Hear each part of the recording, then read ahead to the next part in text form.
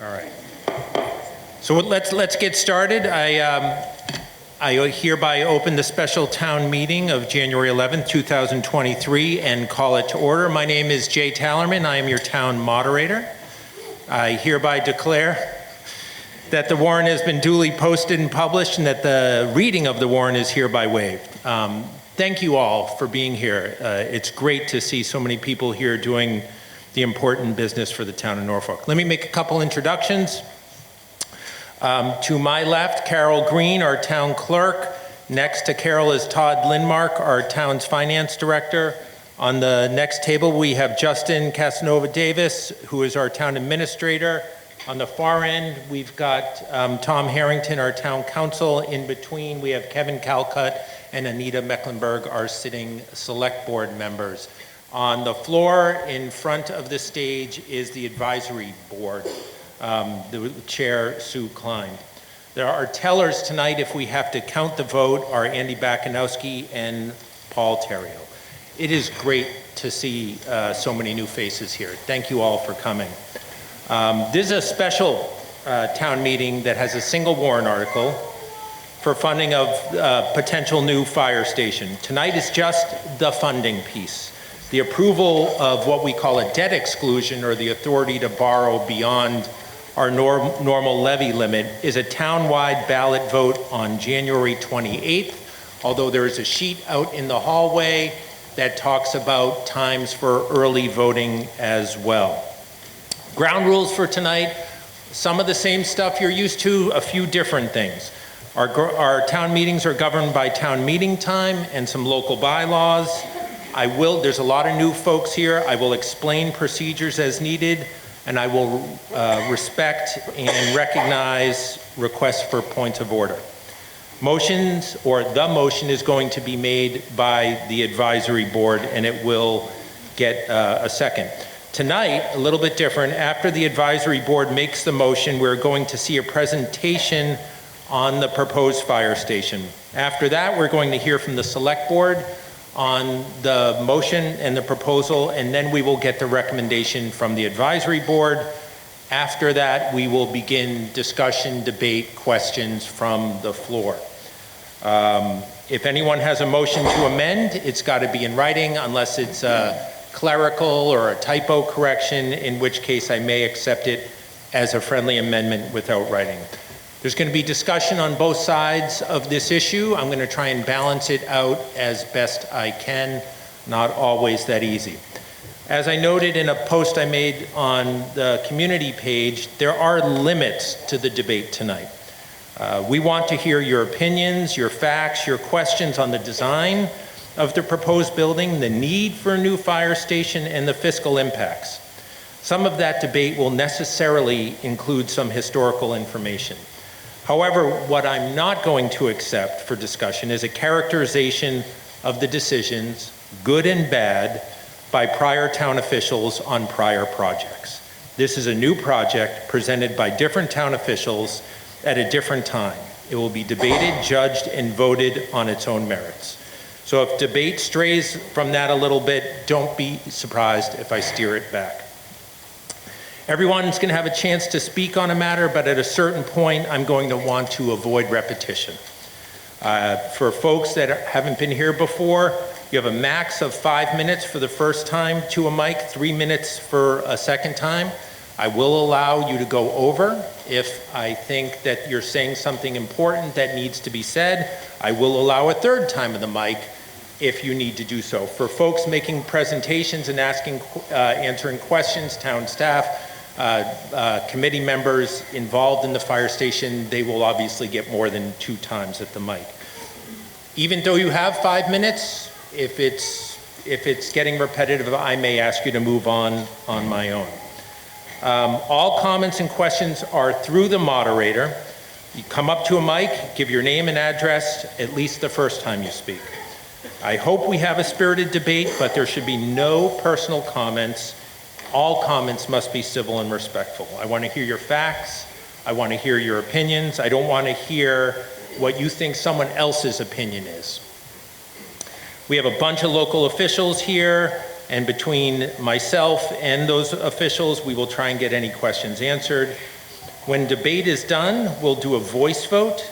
This action requires a 2/3 vote. If I can't make a call as to whether or not 2/3 vote has been achieved, I will ask for a show of hands. If I still can't discern the outcome, then I may ask for you to stand and be counted. You don't have to yell when I ask for a voice vote.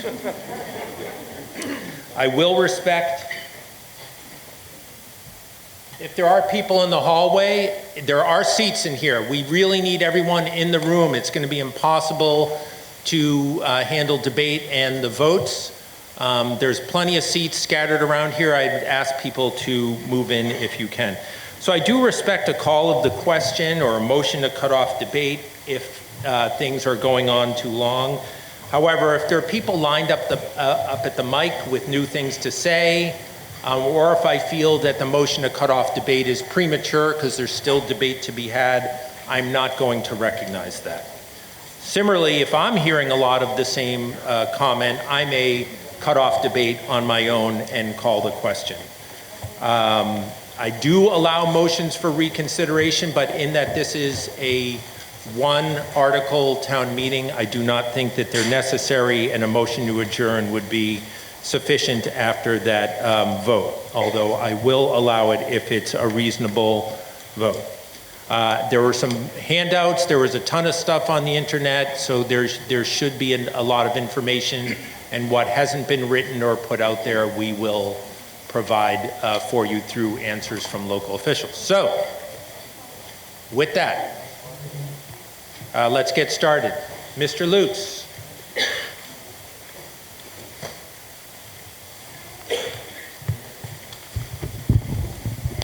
Mr. Moderator, I move that the town vote to appropriate $22,700,000 for the purposes of demolition, reconstruction, originally re-equipping and furnishing a new fire station located at 117 Main Street, including all incidental and related expenses. Said sum to be spent under the direction of the town administrator in consultation with the Norfolk Fire Station Building Committee. And that to meet this appropriation, the town treasurer, with the approval of the select board, shall be authorized to borrow said sum under and consistent with general laws, chapter 44, section 7, or any other source of authority, and to issue bonds and notes necessary for that purpose. Provided, however, that this vote shall not take effect until such time as the town votes by ballot to exempt from a limitation of total taxes imposed by general laws, chapter 59, section 21C, also known as Proposition 2.5, the amount appropriated by this vote as a debt exclusion. It's been moved and seconded. As I suggested, there's going to now be a presentation. Kevin is going to lead the presentation from here. He'll introduce himself and his team, and we will get started with that.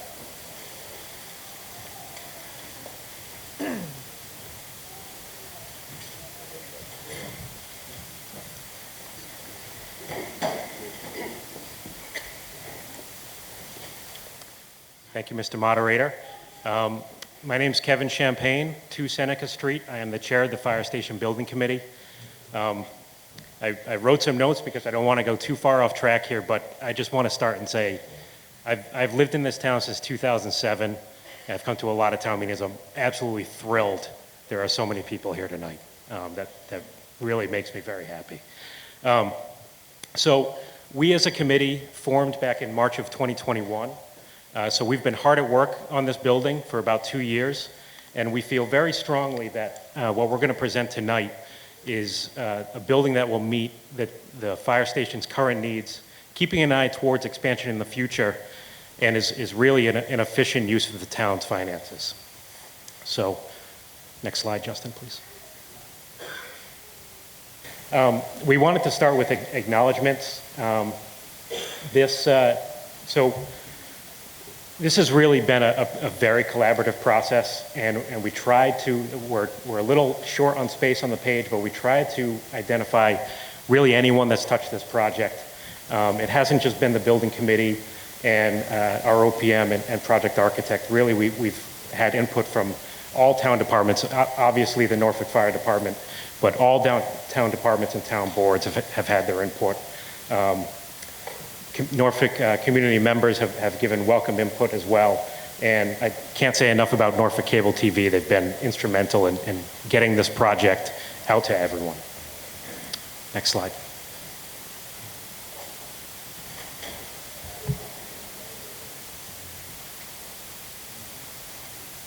All right. So when we were formed, the select board really had one major goal for the committee, and that was that the committee be comprised of residents that have a focus on expertise related to fire station design, and that it also have town staff that would play critical roles in the project. So, as I mentioned, I'm Kevin Champagne. I'm the chair of the Fire Station Building Committee. I'm a structural engineer by trade. I've been doing structural engineering for about 25 years. I'm joined tonight by Vice Chair Aaron Hunt, who is an architect, and Justin Yanosik, who is a Boston area firefighter. We also have a geotechnical engineer on the committee, Chris Baker. Unfortunately, he was sick tonight and could not attend. And then town staff, the fire chief, Aaron Kinney, finance director, Todd Lindmark, and the town administrator, Justin Casanova Davis. So after the committee was formed, we quickly got to work. In accordance with Mass General Law, we engaged an owner's project manager. That's Vertex. We're joined tonight by Steve Kirby, and a project architect, Doran Whittier, represented tonight by Ron Lamar. And we engaged those folks using money that remained from the 2016 public safety project.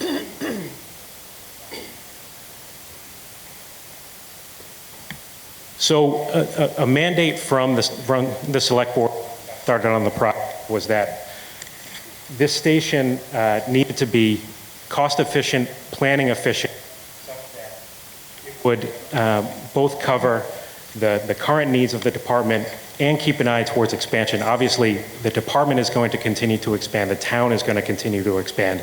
We wanted this to be an efficient building that could accommodate that expansion. A couple other goals that we had, community outreach and information distribution. So throughout the last 2 years, we've hosted a series of community events. I know I've seen some of you there, where the community could come, share their thoughts, be involved in the design process, which was really instrumental, to be honest. In addition to, again, to be as transparent as possible, all of our committee meetings were videotaped. They're all on the town website. And what I will say is that the town website has really become a depository for all of our project information. That certainly ask your questions tonight. If you get home tonight and think of something that you forgot to bring up, go to the website. We have many FAQs on that website.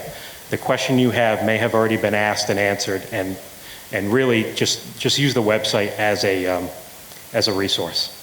So another very important goal for us was that we wanted to make sure that the project cost and the debt exclusion amount that we presented tonight was based upon an actual contractor bid. So Vertex and Doran Whittier worked so hard. They were great that we got this bid in November and December, that tonight we have a contractor's bid, and the project cost that we'll cover in another slide is based upon that bid. So it is not an estimate. This is not guesswork. We have the actual bid that if this passes, the contractor will be brought on board. There were many codes and regulatory requirements that we had to meet. We've tried to summarize as many of them as we could here. One that I want to highlight, as a structural engineer, I'm intimately familiar with this requirement, is that this building is a fire station. It needs to be what's called a survivable building. The building code classifies that as a risk category 4 building. What that means is if we have a catastrophic event, an earthquake, a hurricane, a major snowstorm, this building needs to be functional to respond to emergencies. So this building is inherently much more robust than a typical residential or commercial building. This building needs to survive those instances. And that robustness has been carried out throughout the design to meet that building code requirement. Next slide. So I'm going to turn it over to Chief Kinney, who's going to talk a little bit about the existing conditions that the department faces currently.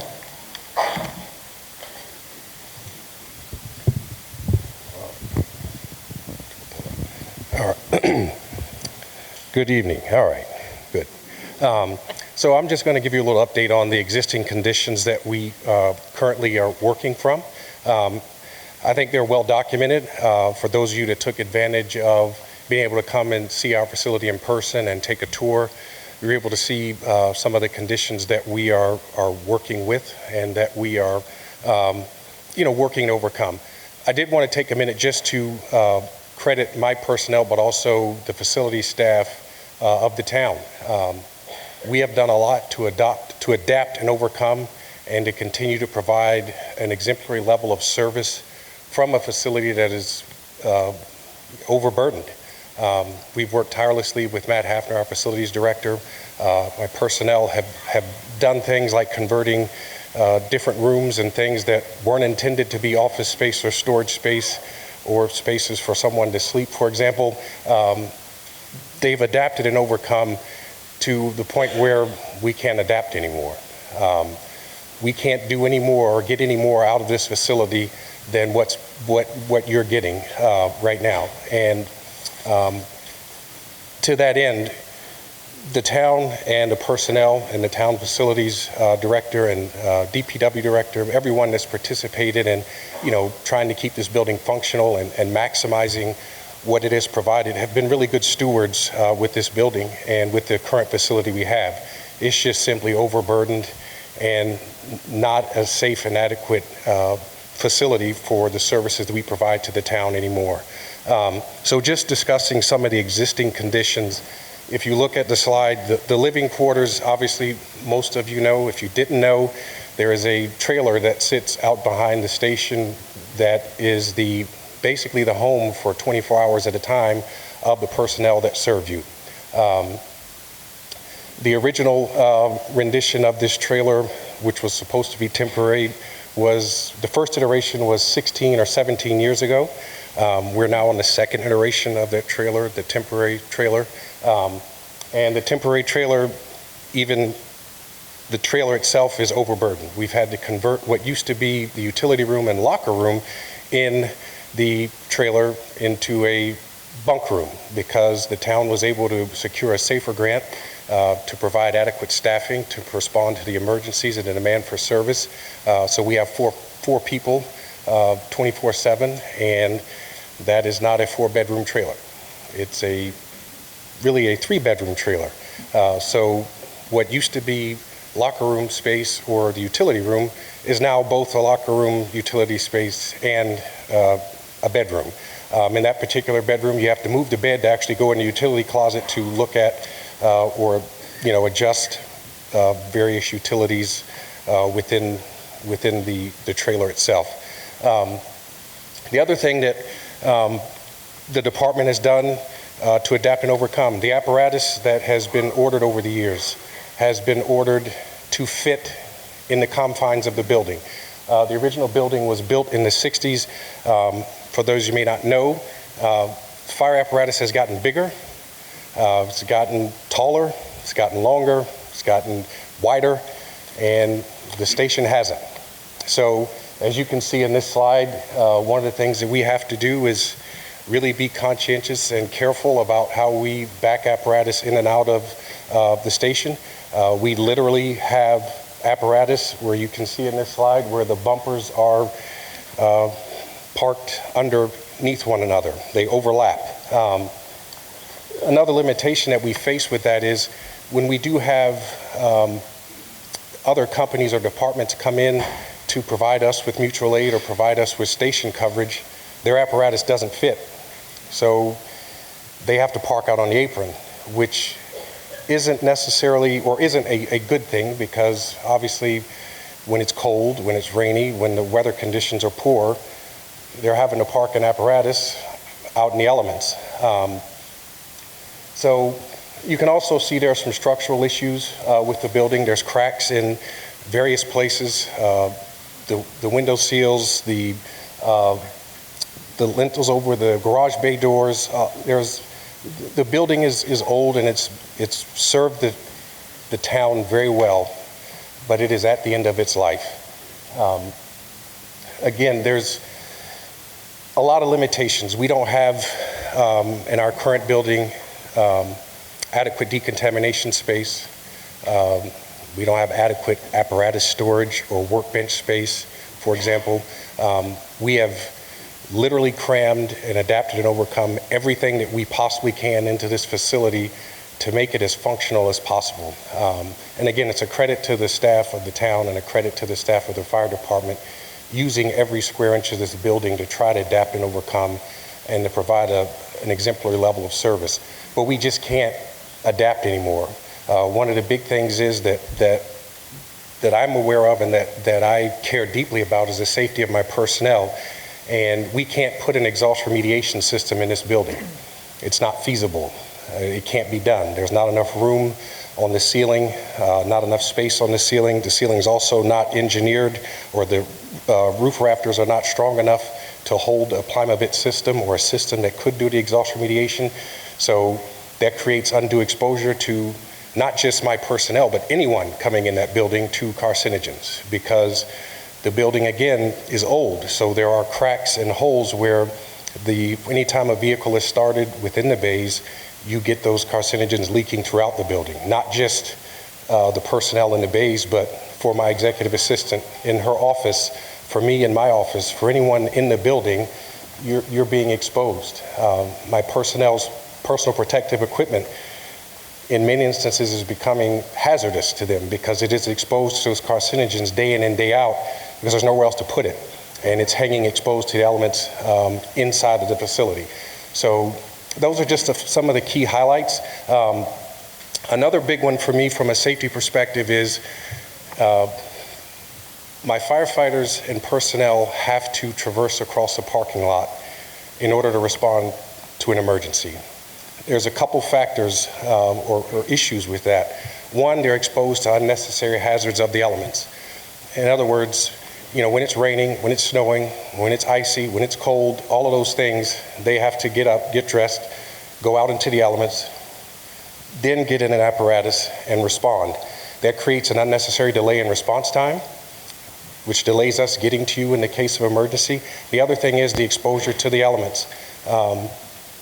I know many of you are not aware, but it is unsafe and a serious hazard for a firefighter to respond to a fire in wet clothing. It is essentially asking to be burned or to have steam or compression burns. So there are instances where when it's raining, for example, they have to traverse across the parking lot, take off whatever wet clothes or whatever got wet in the process of going from the trailer to the station, and then get dressed for the proper response and respond. Again, creating an unnecessary delay and exposure to a hazard. The other thing is I actually have personnel who I've had to do injury reports from slip and fall incidents, trying to go from the trailer to the apparatus bay just to respond to calls, but also just to do the regular routine, daily work that they do, whether that be just apparatus checkoffs, checking the medications, making sure the ambulances are ready to respond and maintaining that state of operational readiness. I have had personnel who have fallen and had, minor injuries due to falls. I certainly don't want the potential which is there for there to be a significant injury. And again, we work tirelessly with our facilities and DPW. We have salt out there, we have those things in place, but when you get a flash freeze, it happens. And these are all things that, an updated facility can eliminate those hazards, enhance our response times, and allow us to continue to provide the exemplary service and enhance the exemplary service that we provide here to this town and the visitors of this town. Thank you.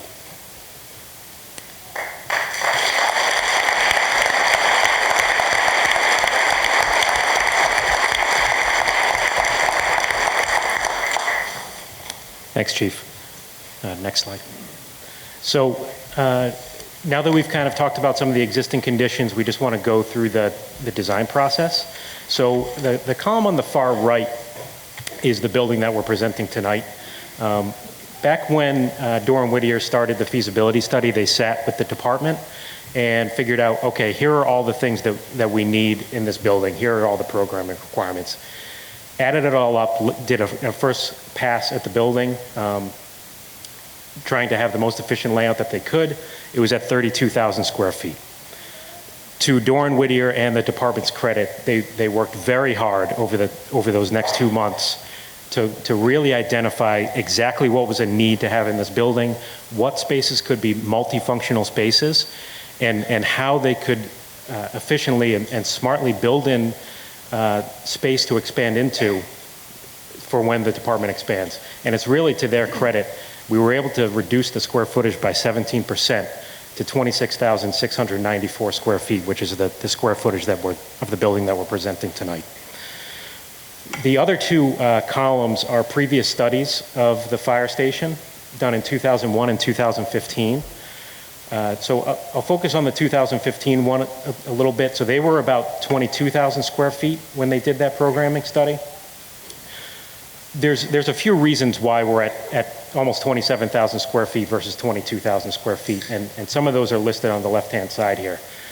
Number one, the apparatus bay that was being proposed did not fit all the fire apparatus equipment that the department owns in the building.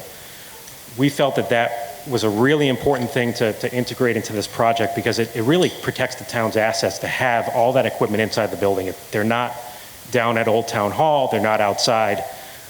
Really, it allows the department to react more efficiently and increase the longevity of those vehicles.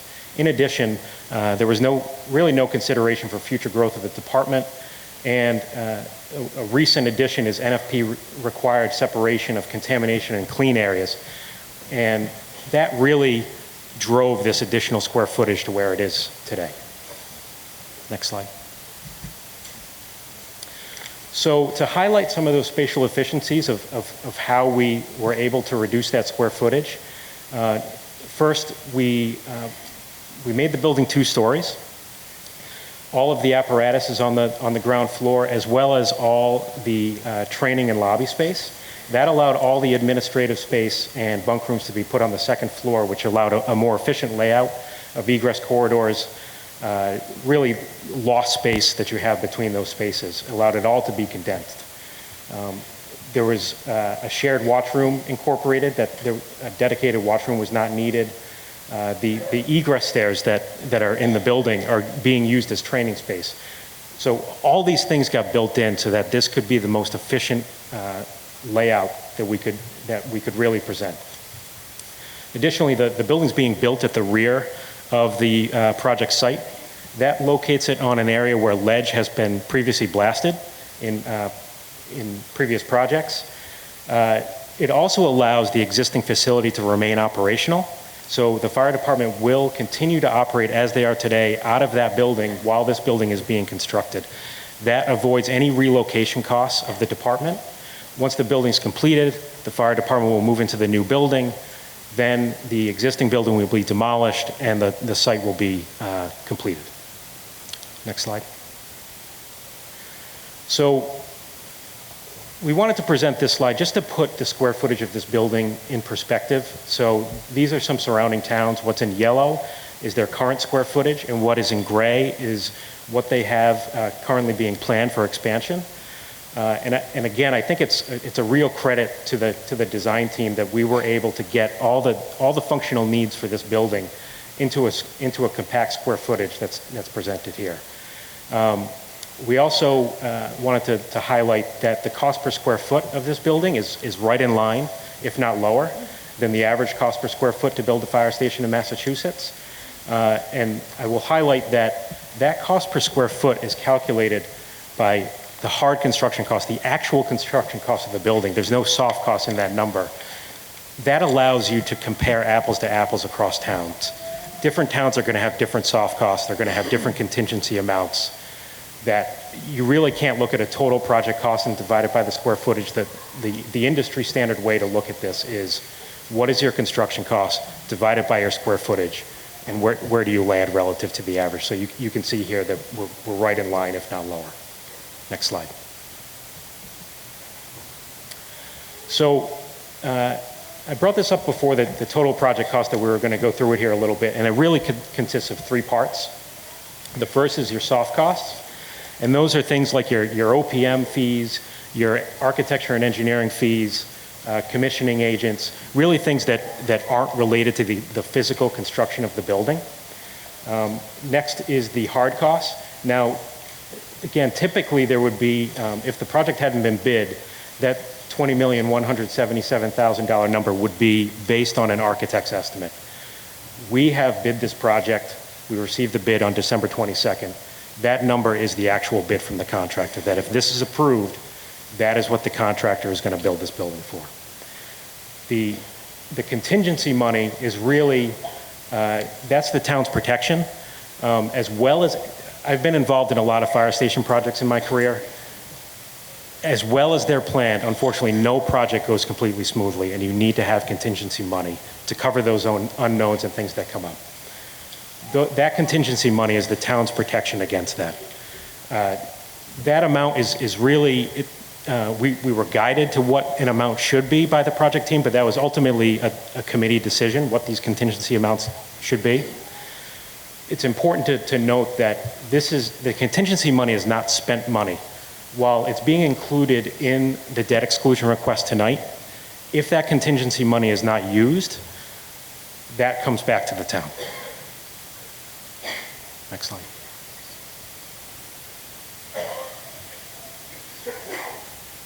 So I'm going to turn it over to Todd Lindmark. He's going to talk a little bit about the tax impact based on the debt exclusion.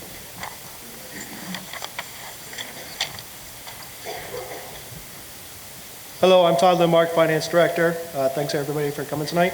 On the slide up here, the top left-hand corner is a summation of the previous slide with the three categories of costs. Again, total cost of the project is $26 million, minus the 3.3 that we have already had appropriated from the previous project, gives us a balance of 22.7. Taking that 22.7 as a bond over 25 years, and I have to make a couple assumptions here because obviously I'm not bonding today. I have to bond it probably a year and a half from now. But given the constraints of where the market is and what I anticipate, I'm using a 5% interest rate, as well as 25 years for the amortization period.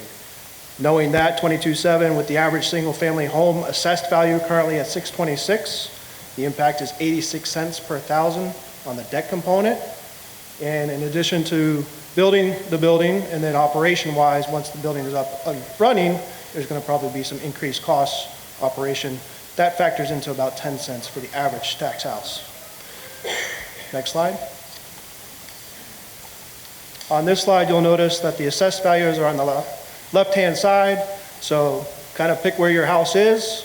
You'll scroll across the screen to see where your current estimated tax bill is, given the current tax rates, and then proposed tax bill with the building included, and the differential on the far right-hand column. So again, the average tax bill, $626,131. Current estimated tax bill is about $10,274. Your increase is going to be $538, or your proposed tax bill is $10,813.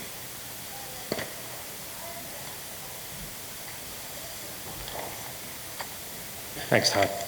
Next slide. All right, we're in the home stretch here. So the next few slides just outline the project schedule. This is really the schedule that brought us to completion of the feasibility study. So as I mentioned, in March of 2021, the committee was formed. Over the next few months, we hired both the OPM and the project architect. And then shortly after they were brought on board, they got quickly to work on the feasibility study. October, November, and December was spent looking at different options. We looked at an addition and renovation of the existing building, as well as the new build option. There were costs prepared for both of those options, and based upon our review, the committee selected the new build option as the preferred option, which is the option that's being presented here tonight. We presented that to the select board for their approval, and we received a unanimous approval on that approach. Next slide. So after feasibility was done, we started to move through the construction document process. that led to pre-qualification of contractors and then completion of the bid documents in November of 2022. That allowed us to bid the project and get the bid in hand by December 22nd, 2022, to have that here tonight to present to you in that project cost. That kind of brings us to where we are tonight, January 11th, town meeting and vote tonight. And if successful tonight, there'll be early ballot voting beginning next week, and then the official ballot vote on January 28th. Next slide. So if the project is approved at both tonight and at the ballot, we would move into construction. As I mentioned, the contractor has already given us his bid, so we would engage the contractor and get him started, or get them started in the spring. They would do all their procurement, and then they would begin construction in the spring of 2023. Substantial completion of the new building would be in June of 2024. And then demolition of the existing building would begin shortly thereafter, with final completion done in October, end of October 2024. Next slide. So the last couple of slides here are just renderings of the building, and what we wanted to highlight here were some of the town bylaws that we met, we met all the town bylaws, but I just wanted to highlight a few of them. The first is that pitched roofs are visible from the road. So you can see here, all roof lines visible from the road are pitched. However, we did leave a large portion of the building with a flat roof, and it is free of equipment. That allows us solar to be installed on the roof at a later date. The equipment being inside the building, both one, leaves that roof open for solar, and also increases the service life of the equipment and ease of maintenance on that equipment. On three sides of the building, we have the green belt, which is another town bylaw.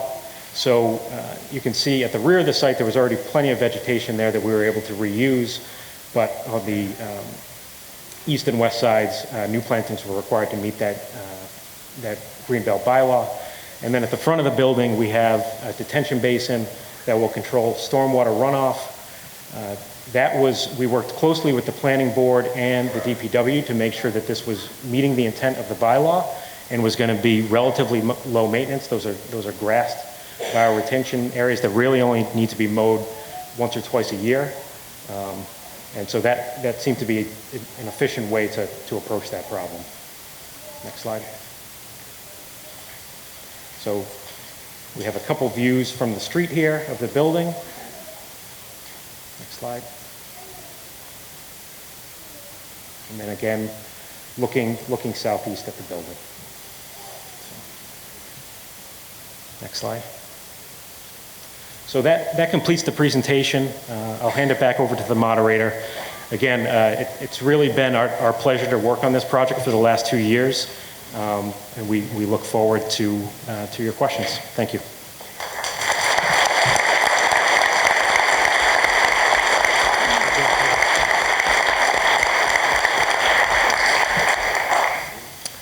Thank you, Kevin. Thank you, Chief. Thank you, Todd.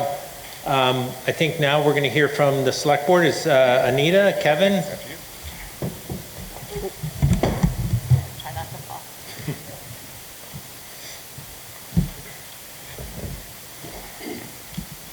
Good evening. So nice to see you all here. I've lived in town since 1994, and I've never seen a town meeting like this, so thank you for being here. I was going to talk to you about the thoughtful and intentional work done by the committee, but obviously you see that. Kevin and I knew, and Cece at the time, that the committee that we were putting together was really important, given the history that we're not going to talk about. We wanted to have a highly skilled, dedicated committee, and wow, look at the team that we have, and we're so fortunate in the level of care and intention and thoughtfulness each step along the way that I've been lucky enough to see from the back seat as they check in and check in and check in, and just really impressive work by that committee. And then it wouldn't be Anita Mecklenburg if I didn't tell you a story. So when we moved here in 1994, we have these pine trees that are beautiful, beautiful pine trees. You can't really wrap your arms around them, but they're about 10 feet from my house. And so my father-in-law, who had his PhD in horticulture, was like, you can't have those trees so close to the house. And we had somebody come in and look at the trees that are growing this does connect to the fire station, I promise. We had somebody come in and look at the trees that are growing too close to the house, and they're like $2,000. Like, to cut down trees that are so beautiful, it was $2,000. And there's no good time to spend $2,000 on cutting down trees you really like. And, but now it's over 10. And the trees are bigger and closer to the house because they're bigger. And I wish we'd, at the time, had the wisdom to spend that $2,000 so that we weren't looking at the 10. And so the reason I'm telling you this story is because some of you are probably sitting in the audience saying, oh my gosh, $26 million. Like, whoa, that's a lot of $26 million. But that it isn't a decision between spending it or not spending it. That's not what we're choosing tonight. We're choosing to spend it, right? Or we're choosing to spend more later. Because this is not something that is going to be resolved magically. There's no magic fire station dust that's going to land there. This is spend 26 million now and reap the rewards of this thoughtful committee that's put hundreds of volunteer hours for our town, or spend more later. So thank you for your consideration tonight, and I'm so glad to see you here. Thank you.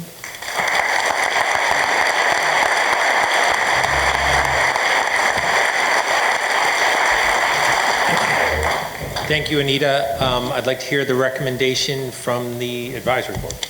Oh, you're going to talk to? Not just yet. One moment. I'll be quick.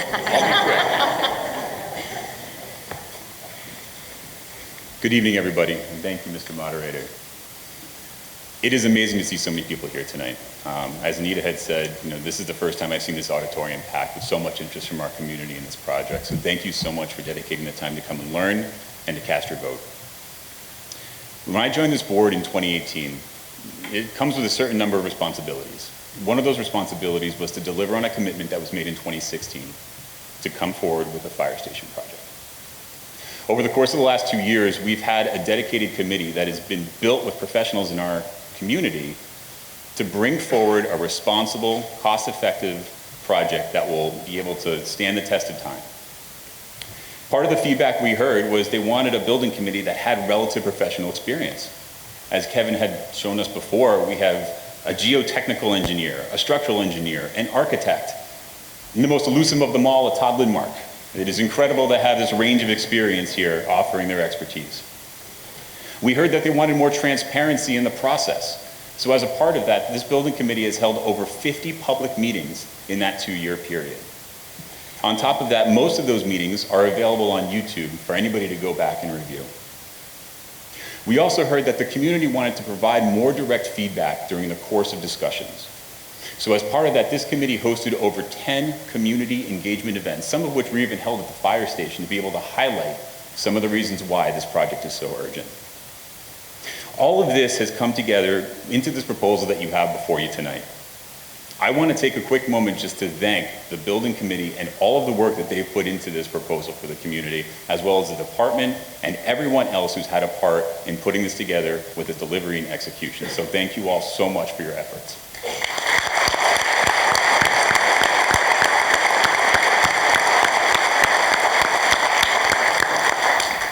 I know that everybody is very excited to get their comments and their questions answered, so I'll just leave you briefly with a position that, as a member of this select board who's been involved in this process since the beginning, and as a member of this community, it is with great pride that I look forward to voting this project today, and I truly hope that you feel that same amount of pride tonight. Thank you.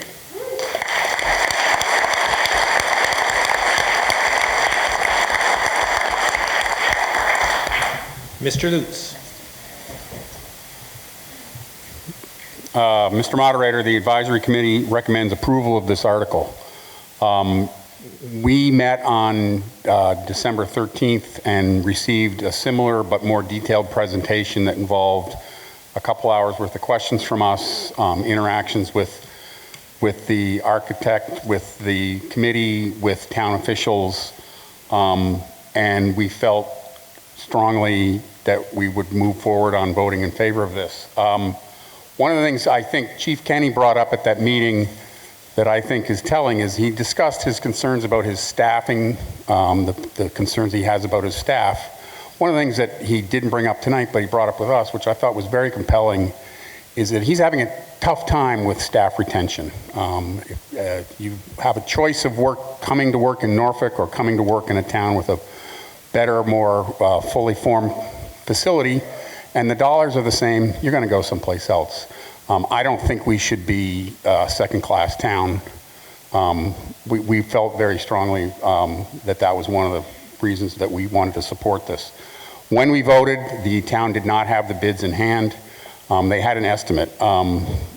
We met earlier tonight before this meeting where we discussed the bid that was accepted.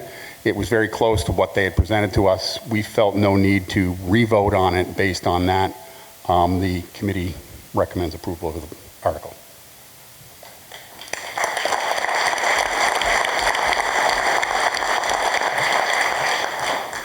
Thank you, Mr. Lutz. Okay, so got 2 mics. People want to be heard. Let's have at it. If people don't want to be heard, don't let me rush you to the mic.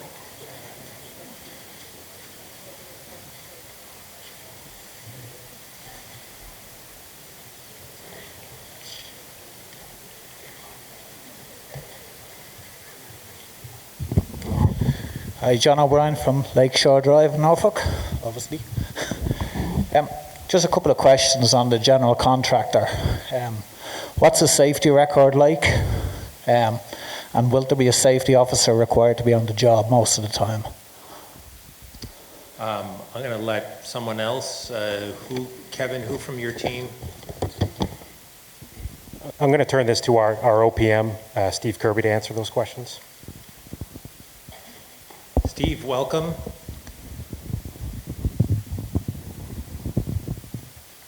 Thank you. Steve Kirby, the Vertex Companies. We are the OPM for the town of Norfolk on this project.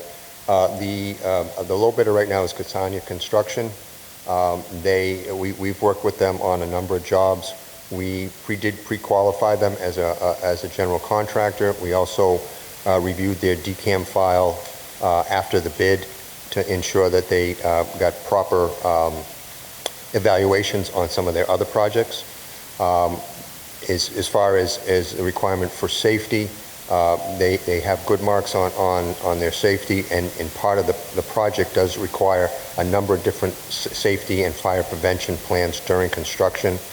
We will also have a clerk of the works or a construction site manager on the project during construction full-time to monitor, and then we also have a number of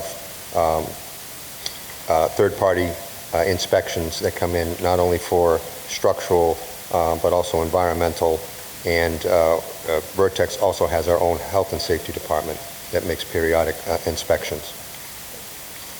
Thank you. This one. Do you have a follow-up? Yeah, just on the taxes. With tax properties, they can go up and down. Is there a contingency plan if property values were to drop by about 20%, 25% for any reason? Obviously, the income will drop. What's coming in for taxes would incline to say that we'd end up with a shortfall. The other thing will be, with the taxes, when the taxes, with the tax increase on our tax bills right now, is there a way that our taxes can be kept different from the actual tax rate that we have, and have a fire station tax bill created that's separate from our actually property taxes? So I'm going to let Mr. Lindmark speak about the fluctuation of what the impact of the fluctuation of assessed values is for this. Great question. Yeah. So we have a lot of variables that are playing in that question with respect to what's coming off the debt, what's going on the debt, things of that sort. So obviously, we're talking about the fire station going on the debt. There are some items that are coming off the debt. I don't know if anybody's been paying attention to some Facebook comments and things of that sort. However, we do have items such as the library construction, $134,000 that we're paying this year, we're not going to be paying next year. So that's going to be coming off. We have Down the road, 2031, a school, cost of $632,400 that's going to be coming off. On top of that, in 2026, we have KP that's going to be coming off our rolls. That amount is $455,000. So there is going to be some monies that are coming off, as well as the other items that we have, public safety and so forth. Those are reducing year over year because we're paying off the principal and they keep going down. As far as drop in property values, that gets reassessed across the entire town and reassessed. So there might be a 20% drop in the valuation, but then that changes the tax rate. So I can't speculate what's going to happen and give you numbers on a 20% drop, but if the 20% drop did come down on property values, that just means the tax rate itself would go up. I hope that addresses your questions. Any others, please let me know.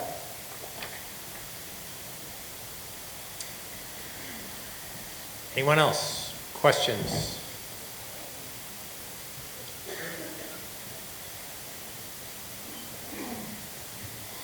Ed Head, 138 Red Maple Run. Thank you, Mr. Moderator. It's clear that the firefighters have dedicated a lot to the town over the years, especially living in the conditions that we've seen here for the last almost 20 years. Certainly every taxpayer in this room is going to be giving. They're giving to the extra money that you're asking for tonight to pay for it, so they're going to take it out of their pockets and maybe have to offset something that they might be spending on. We know there's other projects coming down the road, even though we're not here to talk about those. There are other taxes that we're going to be incurring as taxpayers. So the question I have from funding, is the town giving anything? Have you looked at anything from a proactive point of view, similar to what the last speaker just said about holding budgets, budget cuts maybe, holding budget increases, those type of things to insulate the taxpayers from potential more increases in the future in their taxes than we might need to or want to have? So Ed, I'm gonna allow Justin or Kevin or Anita to speak to that briefly, but it is a little bit on the edge of what I think is relevant here for tonight. Okay. But I appreciate the question, and I'll try and get a brief but more general response from you. All right, thank you. Good evening, everyone. Justin Casanova Davis, Town Administrator. I believe part of our budget process will be undergoing the operating budget. This is something that we'll be looking at. This is our annual process, and we're looking at how we develop the budget for the next year. I would say one thing that has been sort of important for the town is trying to get as many grants as possible to alleviate the tax burden on residents. So that's something that we're actively looking at. We're actively sort of advocating to the legislature for additional monies, et cetera. So that's something that we're actively looking at throughout this, for this project and other projects moving forward. Thank you. Ma'am? Hi, Christine Johnson, Churchill Road. First, I want to say thank you to our firefighters because you guys are awesome and I do support everything you do. But I'm a taxpayer and I have questions about the money. So I know this may border on relevance, but I have two questions actually. One, this has been going on for a few years. Have you been putting any money towards this foundation pool of the $3,000 that's left to help offset the cost that you're asking me to pay? So you want to ask both questions first and then we'll try and get them answered, or you Sure. want to go one at a time? Sure, because in my mind, I'm thinking, you know, when I was saving for my house, I budgeted, and I put some of that money in that pool. And every year I said, well, I can afford another $500, let me put that in there. So that's kind of where that framework is. My other question is, I've only heard about one bid and one contractor. Can you talk a little bit about the process? Were there other bids? Because it kind of feels a little bit, you know, squishy. So let me have Todd, if you can answer the first question, or Justin, as to, has there been, I mean, we have stabilization funds, of course, but that's not really earmarked for this. Is there been any other savings related to this particular expense? So for projects, like there are various mechanisms that some communities do utilize to sort of put a sort of a piggy bank or sort of savings, as you mentioned, sort of like a capital stabilization fund. The town hasn't done anything for that in terms of this project. Once again, I'm the new town administrator. We have Todd as well. That's something maybe we consider in the future, but for this project, there isn't a capital stabilization fund. Thank you. And as to the second question on the procurement, I think if we just got a bit of a flavor for what the bids were like without going into too much detail. Sure, I'm going to turn it over to Steve Kirby from Sure. Vertex again. Thank you. Thank you. In regard to the bids, per Mass General Law, this particular project was estimated to be over $10 million. As part of the requirements, we have to pre-qualify both general contractors and a list of file subbidders. Again, that's all part of Chapter 149. We got a number of the file subbidders that were pre-qualified and bid. As far as the general contractors go, we pre-qualified 6. We got bids from 2. And the one that we're presenting in the budget today is the low bidder. And again, under Mass General Law, you really awarding the contract to the low bidder, and obviously you don't want to pay more for anything in this case. So you don't really have in private you can choose contractors, but in public you're really obligated to go with the low bidder. And like I said, for obvious reasons, we don't want to pay any more. Thank you, Mr. Kirby. Mr. Byron. Hello, Walter Byron, 80 Fruit Street. The question I have is how long is the bid good for? Some bids are good for 30 days, others for 90 days, others for a year. Clearly, if it's a 30-day bid, it could expire before we vote on this on the 28th, considering when it was delivered on the 22nd, I think. So how long is the bid good for? You're correct in what you're saying, but it's 30 business days. So we've factored in our schedule to work for executing that contract, provided it gets approved by the 3rd of February. That's within that 30 business day, excluding weekends and holidays. You can sneak it in within the 30 days. Okay, thank you. Further questions, comments? Some walking down the aisle here now, and then someone else right up front here. Hello. I'm Tom Chaz. I live on Main Street, actually about 300 yards down from the firehouse. I have a clarification and a question. What's the projected lifetime of this new structure? When we get that answered right out of the gate, Kevin, if you have that answer.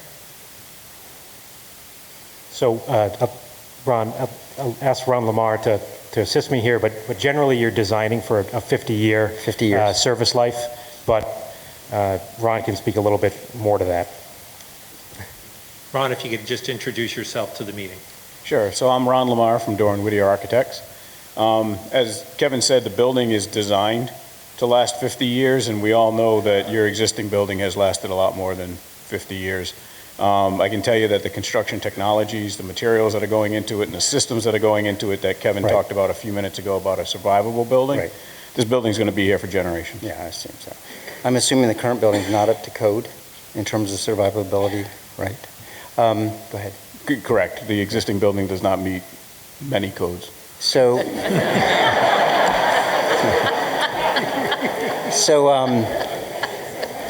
the current construction's cost is about $750 per square foot, something like that, I think you mentioned. And you said that's locked in. Given the construction costs in the Boston area that are escalating daily, is that a firm number, and for how long, or is that locked in for? So that is the contractor's bid. So he has taken into account whatever escalations he needs to complete the project by 2024. Okay. So that is the number. He can't raise it. There might be things that come up during construction that generate change orders. Sure, but of course. He cannot raise his bid just because costs are escalating. Okay, great. Thank you. Thank you. Sir, did you have a... Hi, I'm Jack Oliveri from Barrel Place. And I have a comment and a couple of questions. One of my questions is about that bar chart. Could somebody put that bar chart back up, the horizontal bar chart that was there before? So my comment is the following.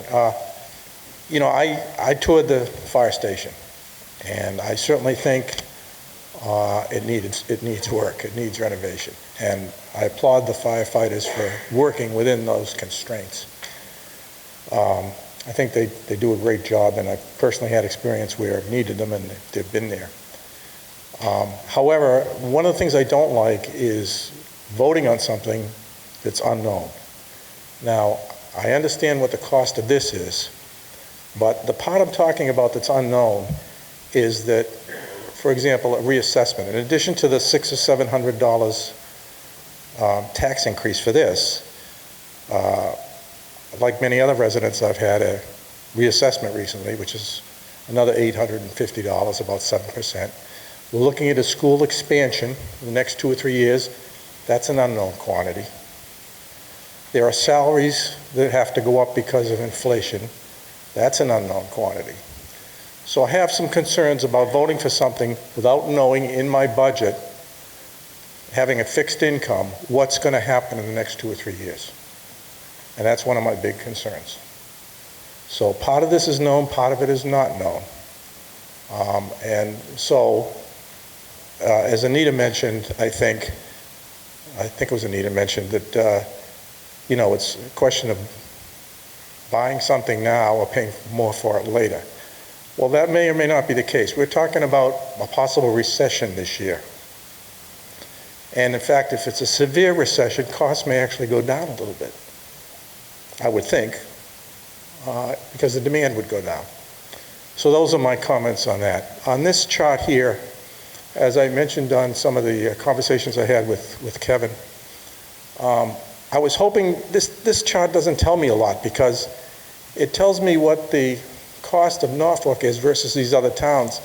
But these other towns that you're seeing up there are bigger towns than Norfolk, so they should be spending more. For example, Walpole, and Walpole has multiple fire stations.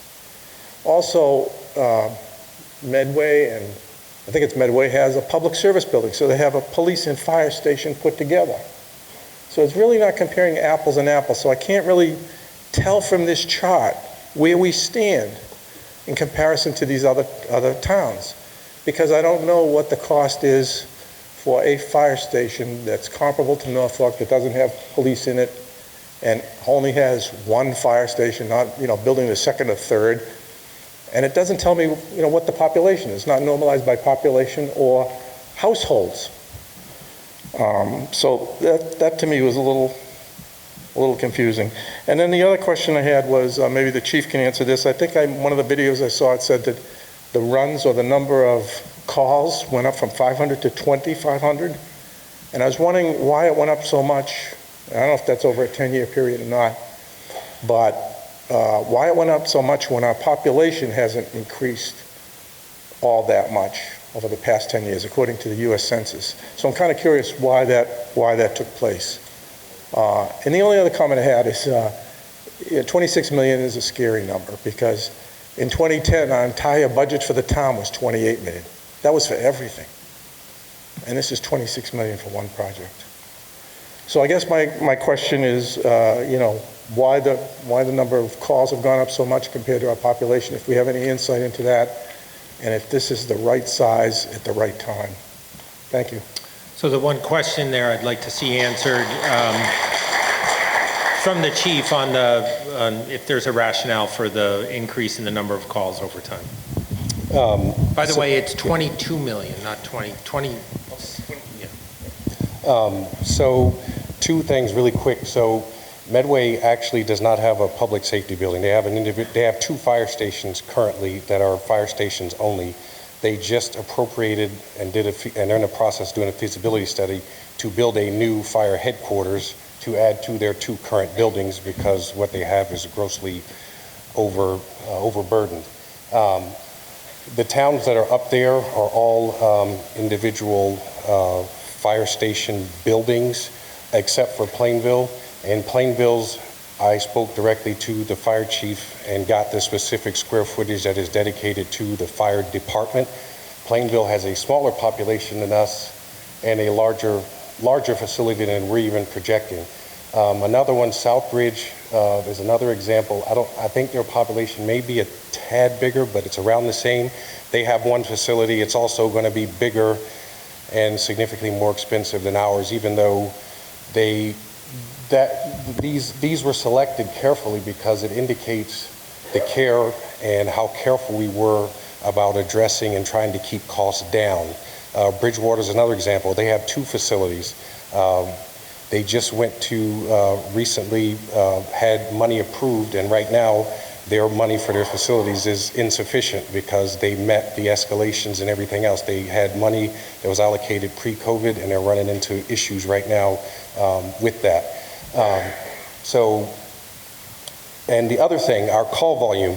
So I'm not sure exactly what was being referenced, but I do know that when the building was originally built, the fire department would run about between 300 and 500 calls a year. That was back in the 60s. The department was all volunteer.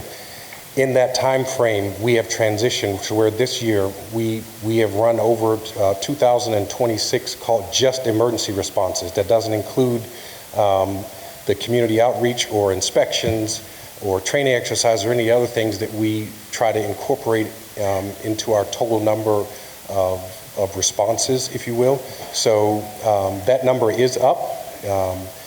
It is up about 100 or 200 calls from the previous year.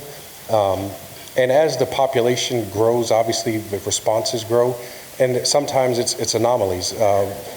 The previous year we were down a little bit because of COVID, and the reality is that people didn't want to go to the hospital. They didn't want to be in an ambulance because they didn't want to risk being exposed to COVID or going into those places, so our call numbers were down. This year they're back up. There have been, the year before that, they were actually higher than they were this year from a response point of view, but in those years we actually did more mutual aid responses to Millis, to Rentham, Franklin. So what we're seeing now is we're responsible, or we are having the 2,000 call threshold. We're almost taking, we're almost having that generated just in our own town. So previously, when we would have our call numbers that high, we were the primary ALS response for Millis, for example, for Medfield. Those departments have advanced their capabilities and their service level, so we don't go to those towns as frequently as we used to, but we still do occasionally. But our numbers now, they're being sustained by the population of Norfolk and our population, and the prison provides the reason for our responses is generated just by the citizens here and the prison. Thank you. Sir. My name is Tony Centuri, 118 Gray Birch Road, and I'm an engineer by training. One of the things that scares me was when you talked about the building and the ledge behind it.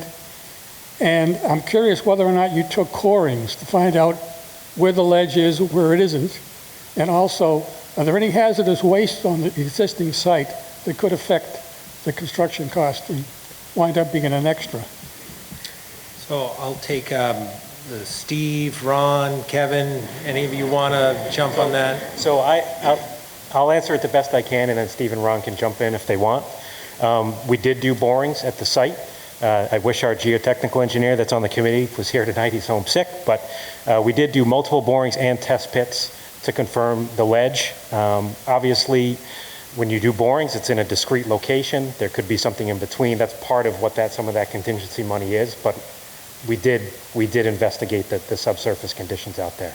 We also did an extensive hazardous materials survey at the existing building, and so that has also been built into the project budget. Thank you.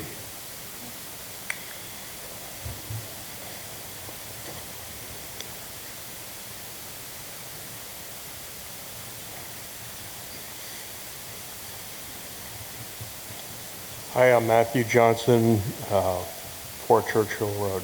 Excuse me. So speaking of hazardous waste, I know this plan includes demolition costs for the existing fire station, and I'm assuming rather than retrofitting it and repurposing it for some community function, such as maybe Gilly's house or something like that, has there been consideration to repurposing the existing fire station? The repurposing the existing fire station that'll be on the same lot as the new one? After the new one is complete, and you move out of the existing station into the new station, and then, as I understand it, the plan is to demolish the old station. I'm asking the question about why. Why not reuse that? My guess is because it's essential for the ingress and egress at the very least, but I'll let Kevin and his team address it if it needs further explanation. Yeah, so while the site is large enough, fortunately, to build the new building behind the existing building, there's really not enough space to keep that building there and have adequate parking, have the drainage structures that we need. So unfortunately, we need that space once the new building is completed. Please, no, if you're going to ask a question, you should come to the mic. If you have another question. Okay, sir. Hi, excuse me, Ted Petrakis, Mascot It was mentioned earlier that there were 6 prequals that were submitted by the contractors and 2 bid.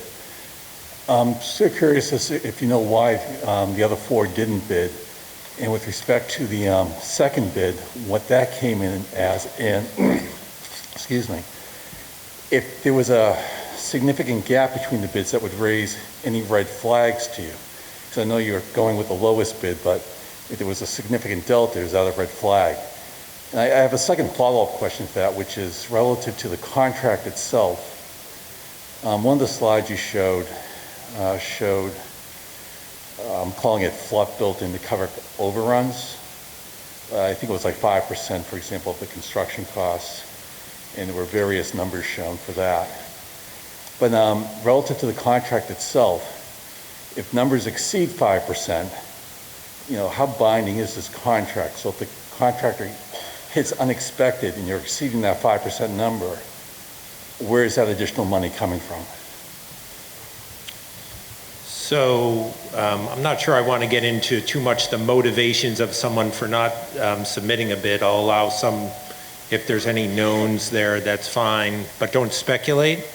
As to the other bid that was submitted, if you want to respond to that, that's fine. Then I'm not going to get too much into contract negotiation. I think but if any of the team or town council want to address that, that's fine. So take them in whatever order you want. Steve, Kevin, Ron, Justin, Tom. I'll just respond quickly. For the second bid was $22.8 million around there. The lowest bid was Castani with 20.17.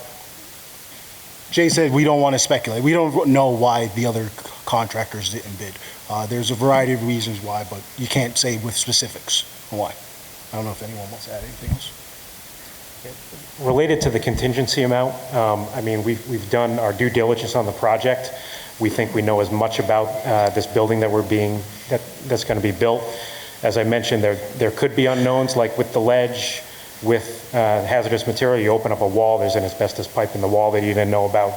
The 5%, 6% contingency that we have selected is actually above probably industry standard for a new build building that is going to have less unknowns than an existing building. So you're right, if we were to expend all that contingency money, then we would need to find other means, but we feel comfortable with that amount. Thank you.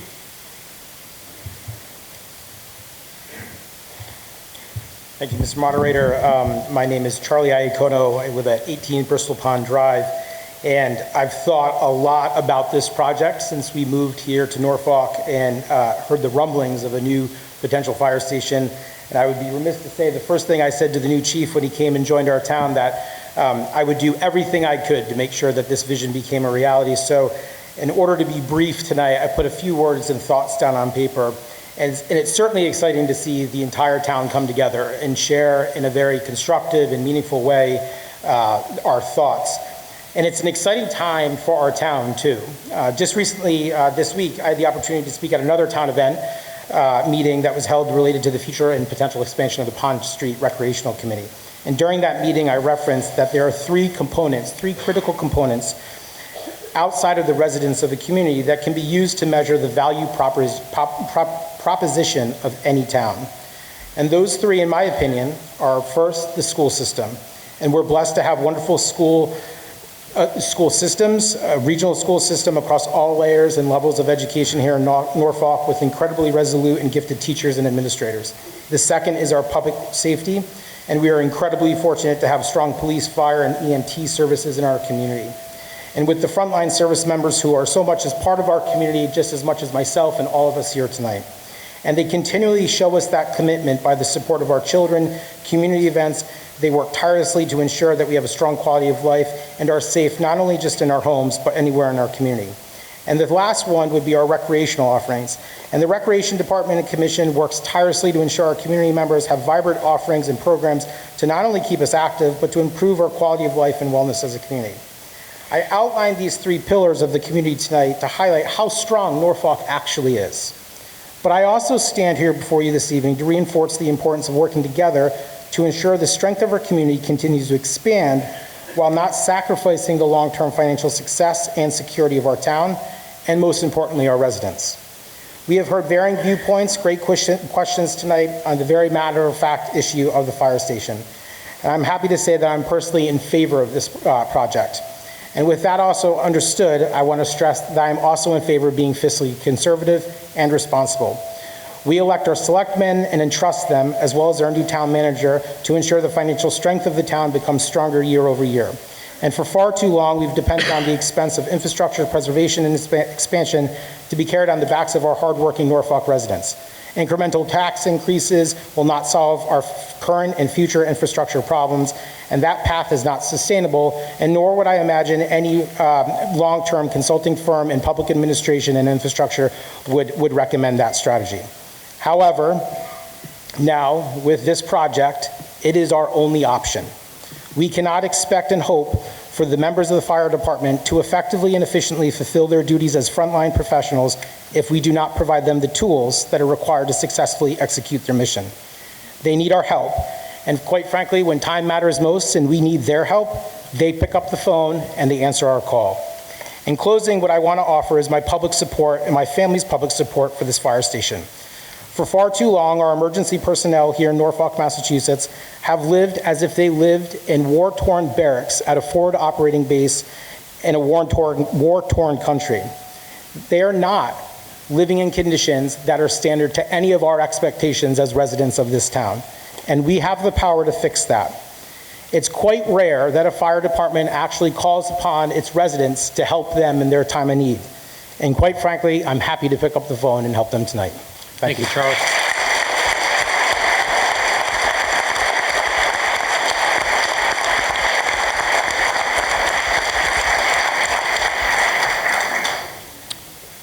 Scott? Yes, hi. Scott Bugby, 16 Medway Branch. Just a question on this cost per square foot. I think it was showing like $735, but isn't simple math if it's 26,000 square feet and we're spending $26 million to build it, isn't that $1,000 per? It's 22 million. Oh, okay. Gotcha. Thank you.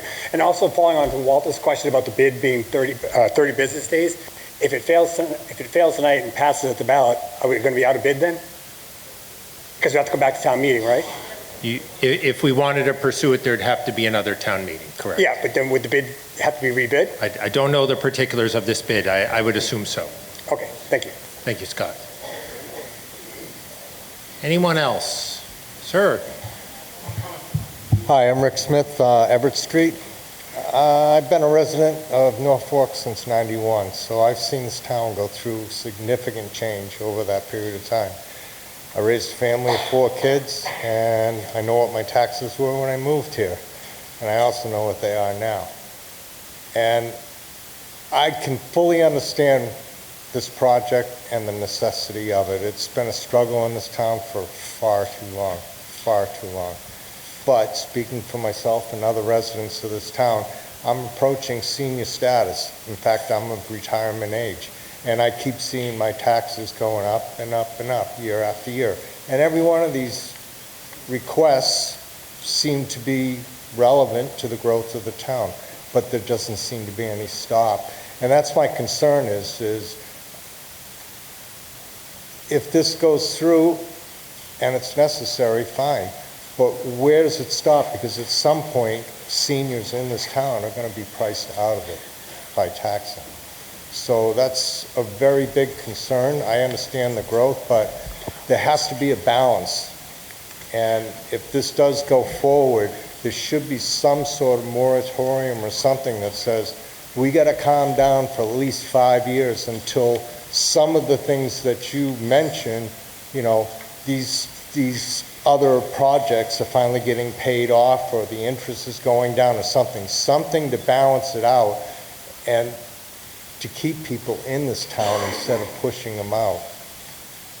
That's all I got.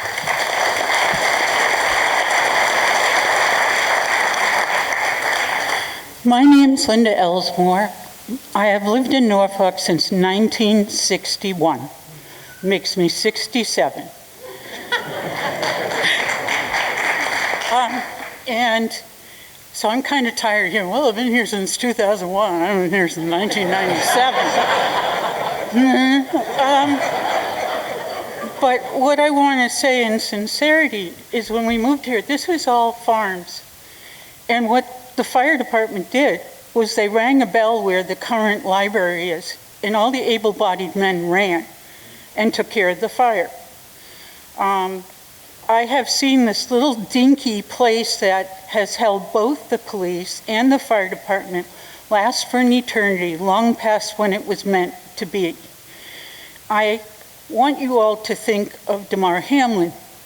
I want you to think of my friend Colleen Devin, who in high school in the 1970s was driving her Volkswagen down 140 in Franklin. She lived in Rentham, and died because there was only one ambulance for the entire region. I really feel, regardless of all the intelligent questions and the picking and everything else, that you can't have human beings. What is the price of a human being? Someone want to answer that on the dais up there? Thank you. And, you know, so I really feel from my perspective, you're asking these people to do superhuman events, and you're stuck back in 1961. Norfolk used to be called Mayberry RFD. Quite sincerely, for a long, long time. It wasn't until the 1980s we outlived that NOMER. And I really feel that, you know, I was here for the other meeting years ago when we said we'd have to have both, and the money was set up for both the police and the fire department. But the police department went overboard, recreational fields got the money, and then they're looking at elementary schools. There wouldn't be any people without the fire and the rescue. I'd like to finish up by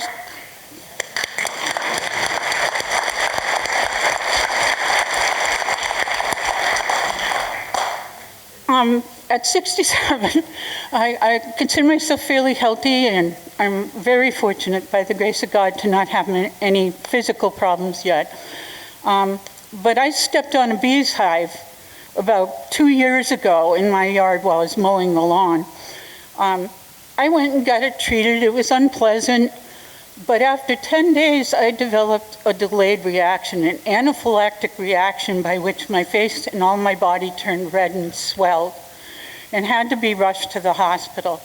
If the team hadn't come and got me when they did, my throat swelled up so badly that they would have had to have intubated me. 1 second, 1 minute more. You've heard tonight what these people have to go through, and I know everybody's hurting right now for their money and everything, but I have the long-term view of Norfolk, and you have got to do this. You have got to say yes now, and then we'll stay on everything after that. But you can't ask these people to do the job that they do without giving them the means to do it. Thank you.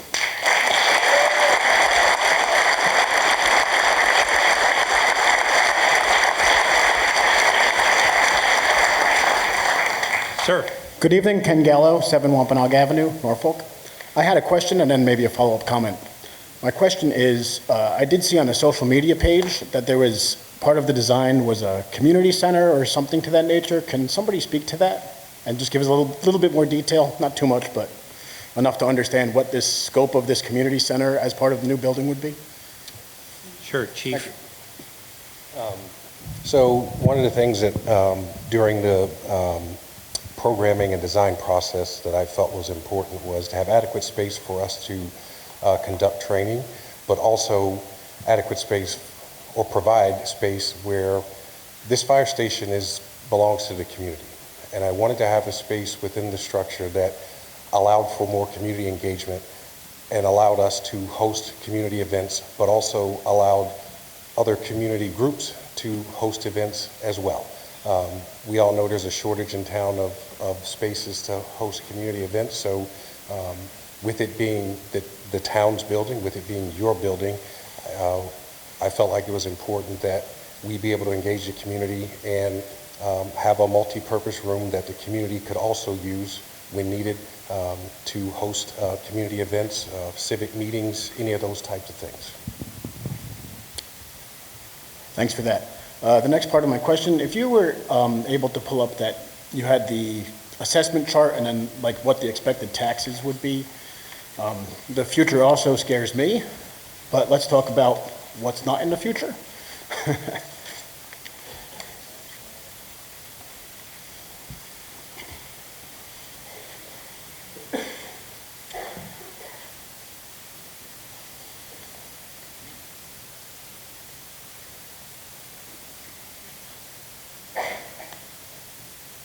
There it is.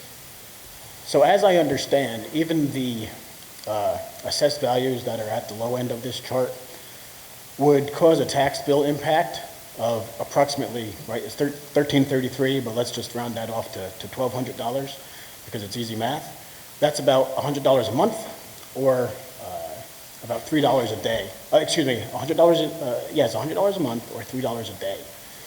So for me, the way I look at this is not necessarily a tax burden, but rather an investment in our community and an investment for our future. And at $3 a day, I can live with that. I recommend to the community to vote yes for this. Thank you.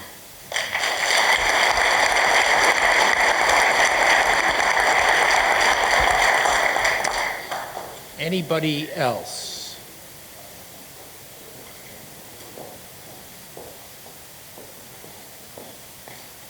Hi, Susan Klein. Oops, Ms. sorry. Klein? That was a little too loud.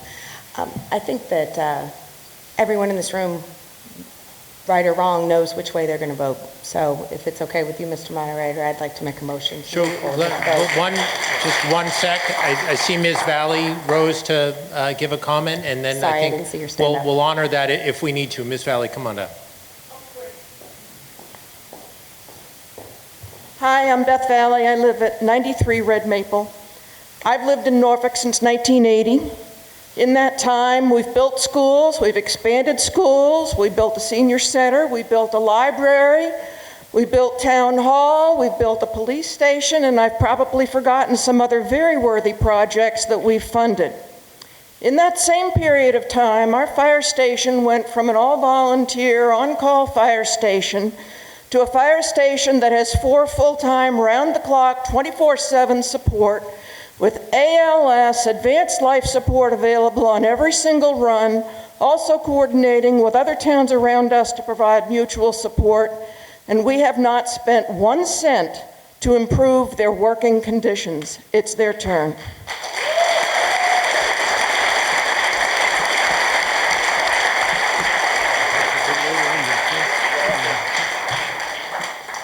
I'm just going to piggyback right off of that. My name is Brian Burns. I'm a new resident, been here 6 months at 6 Robin Road. I'm a Boston firefighter, and I would be a little biased, I guess you could say, towards this situation, but I wanted to note a couple things that the chief said about their running. They're doing over 2,000 runs a year. In the Boston Fire Department, we have about 30 different firehouses. They're doing about more than 60% of the whole Boston Fire Department for a small town like this. And for taxes, nobody wants the taxes to go up. I'm strictly against taxes going up for useless things. I come from a city where the taxes were used for things that did not need to be spent. Me going from Boston to here, I raised my taxes almost $11,000 because of how great this town is. I fully support this. These guys have showed up to my house, and I know how bad they need it, and it needs to be approved. I apologize, sorry.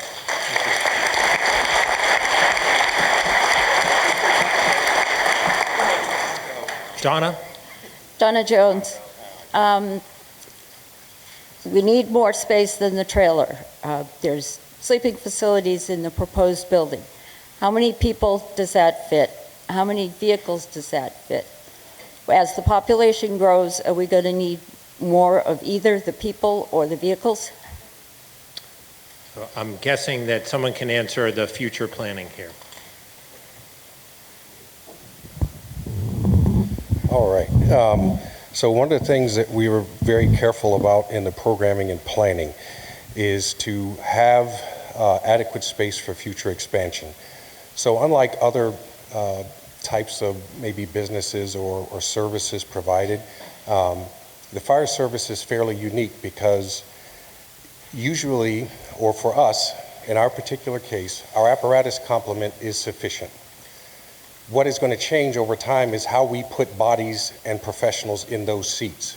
Whether it is a combination like we are now, which is a combination of paid on-call people or call people and full-time people, whether that ratio changes, whether we have more full-time people in combination with that. So that's where the change is going to come. That's where the growth is going to come, because as the demand for service goes up, we're obviously going to need to have more full-time people in place to put bodies in those seats, as opposed to having the initial force go out and then calling in the call personnel or the off-duty personnel to support the operation after. So with that being said, there's about a 5% growth ratio built into the current design of the station, and the majority of that is surrounded around people, because that's where the growth is going to come. It's not going to come, we're not going to be asking you for more apparatus or anything like that unless the population density soars and we are forced to build a new building in another part of town because response demands it, in which case this is going to be a whole lot different town than what we're looking at right now. So strategically, where we're located is an ideal location. We can get to everywhere in town right now in about 5 minutes. We meet or exceed the national average in our response time right now. One of the things that I continue to monitor is our call volume and our growth from that standpoint, and what that does to our personnel, and how strategically we want to increase what we have in terms of full-time personnel, but also keep it fiscally responsible and meet the demands of service. I monitor everything from the day of the week we get our calls to the hours in which most of our calls occur. All of that data is used to determine and plan out what we have. So from that standpoint, again, our apparatus complement is not going to change. It's just going to be the bodies that are in the seats, whether they are full-time people versus call people. One of the things that I feel very strongly about is that this fire department, for the foreseeable future, will always have a small call force to support the full-time force. But as the call volume and the demand for service continues to grow, we have to have room for more full-time people. With the new station design, there's accommodations for 9 people, and that allows us day one, when the building is complete, to better serve when we have storm coverage, to better serve when we have recalls and things of that nature, and allows us to grow. So, when that day comes where we're doing 2,500, 3,000 calls in a year, and I need to put 2 more people full-time, there's the adequate space for that. We don't have to come back to you asking for anything else. So, the way I've looked at it, and I even talking to our town planner, looking at the way things are structured, we should be able to function out of this facility for many, many years. Hopefully until I'm retired. I won't be asking you for, I won't be coming back to the town asking for anything to do with this building. So, go ahead.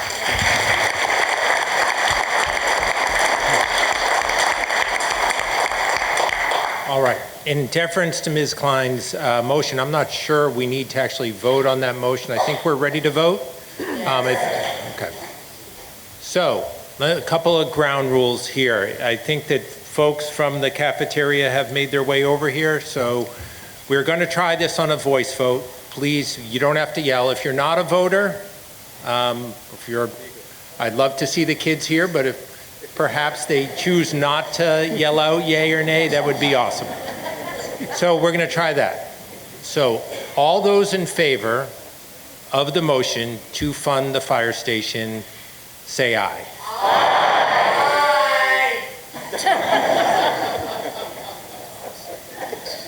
All those opposed? It is clearly a two-thirds vote.